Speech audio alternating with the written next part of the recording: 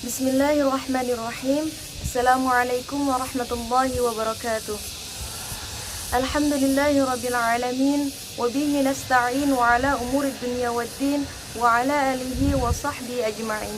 Allahumma salli ala sayyidina Muhammadin nuri kassari wa midadakal jari wajma'ni bihi fi kulli atwari wa ala alihi wa sahbihi nur. Pada video kali ini saya akan menyampaikan materi tentang prinsip-prinsip pembelajaran untuk memenuhi tugas ujian tengah semester strategi belajar mengajar yang diampu oleh dosen Bapak Hijrah M. Sawai MPDI. Ada 3 poin yang akan saya sampaikan. Yang pertama yaitu pengertian prinsip pembelajaran, yang kedua prinsip-prinsip pembelajaran itu sendiri, dan yang ketiga implikasi dari prinsip pembelajaran. Sebelum kita menyampaikan prinsip-prinsip pembelajaran, kita harus tahu dulu pengertian dari prinsip itu apa, pembelajaran itu apa. Nah, secara singkatnya, prinsip adalah asas atau pokok dasar dari ide atau dari pemikiran. Sedangkan pembelajaran adalah pola pikir atau pemikiran, ide yang diolah dan disampaikan melalui proses pembelajaran. Nah, kita masuk ke inti materi, yaitu prinsip-prinsip pembelajaran. Prinsip-prinsip pembelajaran ada beberapa poin. Yang pertama, prinsip perhatian dan motivasi. Nah, ini menjadikan prinsip perhatian dan motivasi itu sangat penting. Seseorang anak akan memperhatikan atau lebih perhatian dan merasa termotivasi ketika pelajaran yang dia pelajari itu sesuai dengan kebutuhan. Nah, kita sebagai pendidik, kita harus membangun motivasi dan perhatian anak terhadap pelajaran dengan cara kita menyampaikan materi sesuai dengan kebutuhan peserta didik. Yang kedua, ada prinsip keaktifan belajar. Nah, di sini prinsip keaktifan belajar itu antara pendidik dengan peserta didik, di mana ketika seorang pendidik menyampaikan materinya itu harus lebih aktif supaya kita memancing peserta didik lebih aktif lagi ketika menerima pelajaran yang kita sampaikan. Keaktifan dalam belajar mungkin akan secara alami aktif dari peserta didik itu sendiri. Namun ketika seorang pendidik lebih memancing atau merangsang seorang peserta didik untuk lebih aktif dalam suatu kegiatan pembelajaran, dalam proses pembelajaran, itu akan membuat peserta didik itu lebih percaya diri ketika ia ingin menyampaikan sesuatu yang ia tahu ketika proses pembelajaran itu terjadi. Nah, yang ketiga ada prinsip keterlibatan langsung. Nah, di sini keterlibatan langsung seperti apa? Antara peserta didik dengan pendidik harus adanya kontak secara fisik.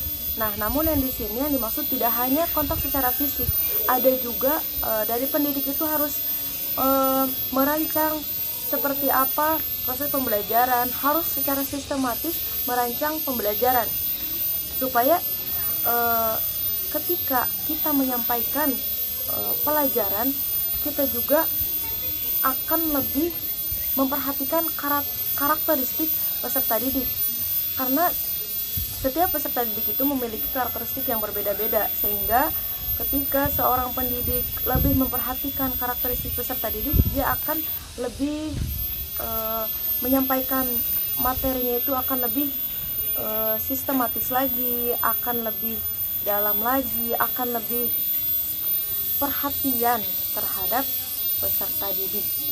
Yang keempat yaitu prinsip pengulangan. Nah, pengulangan menjadi prinsip pembelajaran. Kenapa? Karena dengan adanya pengulangan maka akan melatih daya ingat atau kemampuan peserta didik, melatih daya ingat peserta didik supaya pelajaran-pelajaran yang sebelumnya telah dipelajari ketika diulang kembali itu akan lebih ingat, dan itu juga menjadi sebuah pelatihan otak agar materi yang sudah dipelajari juga lebih mendalam, lebih mengerti, lebih dipahami lagi. seperti itu. Ada prinsip tantangan. Nah, di sini yang kelima, prinsip tantangan itu sangat penting sekali, di mana adanya seperti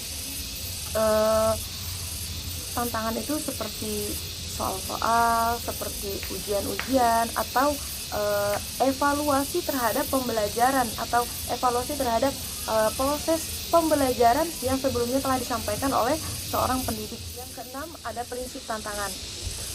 Setiap orang atau setiap peserta didik akan merasa ada hambatan ketika dia belajar, mempelajari materi, mempelajari suatu mata pelajaran.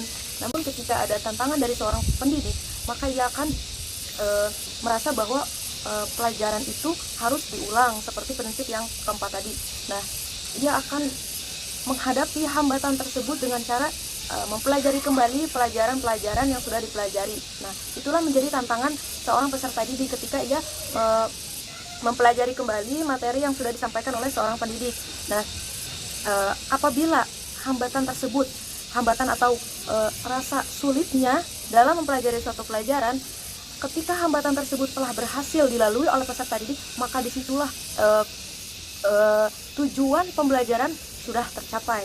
Nah, yang keenam yaitu proses balikan dan penguatan.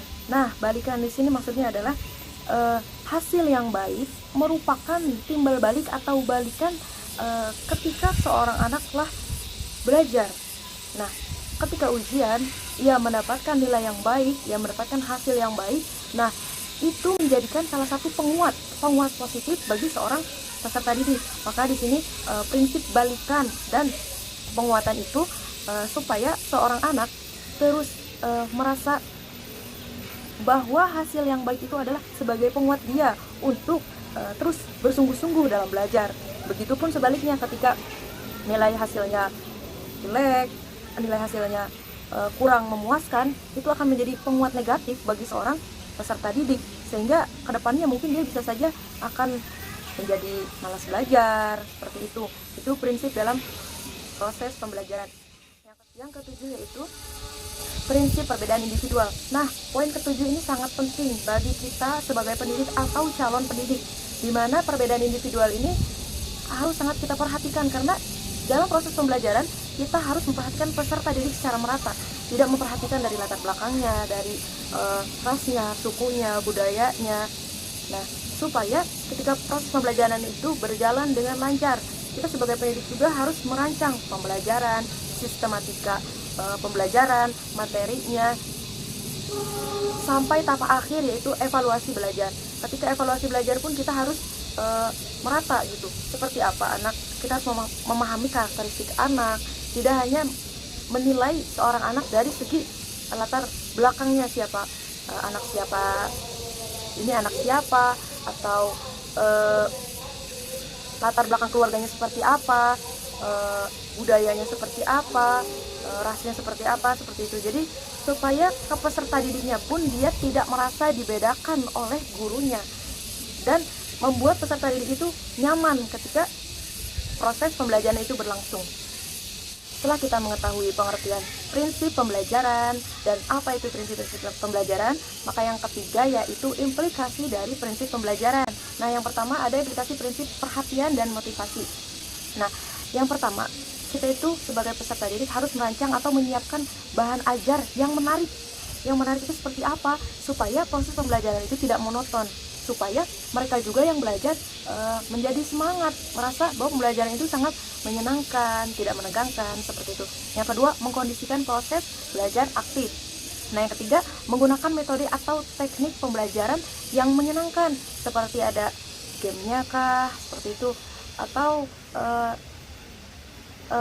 supaya anak itu ketika metode pembelajarannya sangat menarik, terutama di sekolah dasar, kita seperti menyiapkan sebuah sarana prasarana yang menarik dalam proses pembelajaran, supaya anak juga merasa belajar itu tidak membosankan, tidak monoton, seperti itu. Yang keempat, mengupayakan pemenuhan kebutuhan peserta didik dalam belajar. Kita juga harus mengupayakan apa kebutuhan mereka ketika belajar, seperti itu. Yang kelima, meyakinkan peserta didik bahwa mereka dapat memperoleh prestasi belajar yang membanggakan. Nah, kenapa bahasanya itu meyakinkan? Karena kita sebagai pendidik itu harus, semua peserta didik itu harus kita beri energi positif. supaya mereka itu merasa bahwa mereka itu punya potensi, punya kemampuan yang harus dikembangkan, bahwa mereka juga bisa berprestasi dengan potensinya masing-masing. Seperti itu, karena setiap anak kan berbeda-beda. Kadang ada anak yang pintar di pelajaran matematikanya saja, ada yang pintar di bahasa Indonesianya saja, ada yang hanya pintar dalam segi seninya, seperti itu. Bahwa kita harus meyakinkan peserta didik bahwa mereka bisa membanggakan dengan prestasi mereka sendiri sesuai kemampuan mereka. Nah, yang keenam, kita harus mengoreksi segera pekerjaan atau tugas yang kita berikan kepada mereka. Hasilnya harus segera kita koreksi supaya kita ketika ada hasil mereka yang kurang baik, kita beri lagi motivasi lagi kepada anak supaya mereka lebih semangat lagi belajar. Atau ketika hasilnya baik, ketika kita segera memberitahu bahwa hasil mereka itu baik, mereka juga akan merasa lebih semangat lagi belajarnya. Ketika misalkan pelajaran bahasa Arab, ketika ujian ujian sehari-hari mereka nilainya bagus, mungkin hari besok mereka akan merasa, wah, nilai saya bagus, saya harus belajar lebih, seperti itu. Terakhir yaitu memberitahukan nilai dari pelajaran untuk kehidupan sehari-hari. Misalkan kalau di madrasah ada pelajaran akidah akhlak, seperti apa nilai-nilai dari akidah akhlak, supaya kita lebih memotivasi mereka, supaya apa yang mereka pelajari itu dapat mereka terapkan di kehidupan sehari-hari, seperti itu. Kedua yaitu implikasi prinsip keaktifan. Nah, poin dari yang pertama yaitu kita sebagai pendidik harus memberikan kesempatan yang seluas-luasnya kepada peserta didik supaya mereka berkreativitas ketika proses pembelajaran. Yang kedua, memberikan kesempatan melakukan pengamatan atau eksperimen kepada peserta didik gitu. Yang ketiga, memberikan pujian verbal atau non verbal terhadap siswa yang memberikan atau merespon terhadap pertanyaan-pertanyaan yang kita berikan, atau kita beri apresiasi lah, seperti itu. Yang kelima, tentunya kita menggunakan multi metode atau multimedia dalam pembelajaran. Yang keempat, ada implikasi prinsip pengulangan. Yang pertama yaitu memilih pembelajaran yang berisi pesan yang membutuhkan pengulangan. Seperti kalau belajar agama itu kan ada pesan yang harus disampaikan secara berulang-ulang supaya lebih peserta didik itu lebih ingat lagi, lebih merasa penting bahwa materi itu harus diterapkan dalam kehidupan sehari-hari, seperti itu. Sekian materi yang saya bisa sampaikan, kurang lebihnya mohon maaf, mudah-mudahan banyak manfaatnya. Wabillahi taufiq wal hidayah. Wassalamualaikum warahmatullahi wabarakatuh.